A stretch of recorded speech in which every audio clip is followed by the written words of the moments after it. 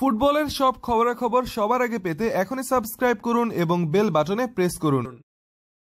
Football শ্রেষ্ঠত্বের প্রায় সব ব্যক্তিগত পুরস্কার হাতে তোলার পরেও ছেলে থিয়াগোর সমালোচনা থেকে বাঁচতে পারেননি বলে জানিয়েছেন বার্সেলোনার আর্জেন্টাইন তারকা লিওনেল মেসি। ক্যারিয়ারে 5 বার ব্যালন ডিওর জেতা লিওনেল মেসির চেয়ে বেশিবার বর্ষসেরা ফুটবলারের পুরস্কার জিততে পারেননি আর কেউই। বার্সেলোনার হয়ে এখন পর্যন্ত জিতেছেন 32টি শিরোপা। কাতালান ক্লাবটি সর্বকালের সর্বোচ্চ গোলদাতা, গত মৌসুম শেষে গড়েন সর্বোচ্চ 5 বার ইউরোপের লিগগুলোতে সবচেয়ে বেশি গোল করার রেকর্ড। বাবার এত অর্জনে থিয়াগো সন্তুষ্ট নয়। ওয়ার্ল্ড সকারকে এক সাক্ষাৎকারে লিওনেল মেসি জানান, থিয়াগো অন্য ভাইদের চেয়ে ফুটবল ভালো বুঝে, কারণ সে সবার বড় আর ফুটবল সম্পর্কে সবকিছু নিয়ে কথা বলে। আমি এরই মধ্যে তার কিছু সমালোচনার মুখে পড়েছি। সে লা লিগা, চ্যাম্পিয়ন্স লিগ সহ সব ধরনের প্রতিযোগিতার খোঁজ খবর রাখে, টুর্নামেন্টগুলো পছন্দ করে, এ বিষয়ে প্রশ্ন করে। যখন আমার খেলায় সে সন্তুষ্ট হতে না পারে তখন আমাকে সে পরামর্শ দেয়।